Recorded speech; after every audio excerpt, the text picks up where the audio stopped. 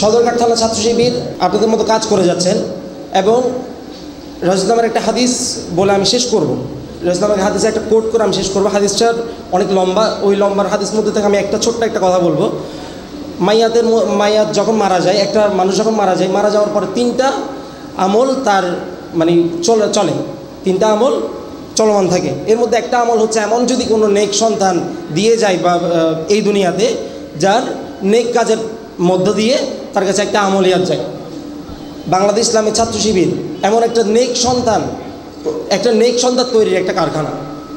আপনারা আপনাদের ছাত্রদেরকে, আপনাদের ভাইদেরকে, আপনাদের শিশুদেরকে, আপনাদের সন্তানদেরকে আমাদের ছাত্র শিবির আমাদের একটা স্বতন্ত্র শিক্ষা প্রতিষ্ঠান, এই প্রতিষ্ঠানে ভর্তি করবেন, আমাদের সাথে কথা বলবেন, আমাদের সাথে এসে দিয়ে যাবেন।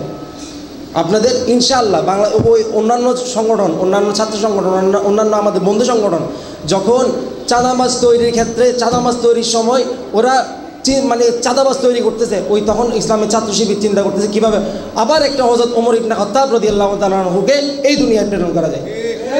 ইসলামী ছাত্র শিবির চিন্তা করতেছে কীভাবে আবার একটা ইবনে সিনা মতো একটা ডাক্তার এই দুনিয়ায় প্রেরণ করা যায়। আমরা আপনাদেরকে দৃষ্টি আকর্ষণ করব যে আমাদের মধ্যে থেকে একটা দল চলে গেছে, একটা দলের কার্যক্রম আমরা চেয়েছিলাম জুলাই বিপ্লবের মধ্যে বিমোচন করে ফেলার জন্য, কিন্তু ওই দলের কার্যক্রম যে অন্য কোনো দল যদি বাংলাদেশে নিয়ে আসে, বাংলা ইসলামের ছাত্র শিবির এই সদরঘাট থানায় যদি কেউ নিয়ে আসে, তাহলে বাংলাদেশ ইসলামের ছাত্র শিবির ওই দলকে বাংলাদেশের অন্য যে দলটাকে আমরা এখানে বিতাড়িত করেছি এর থেকে কঠিনভাবে বিতাড়িত করবে ইনশাআল্লাহ। এই বলে আমার বক্তব্য এখানে শেষ করছি। ওয়া মা তাওফীক ইল্লা বিল্লাহ। আসসালামু আলাইকুম ওয়া রাহমাতুল্লাহ।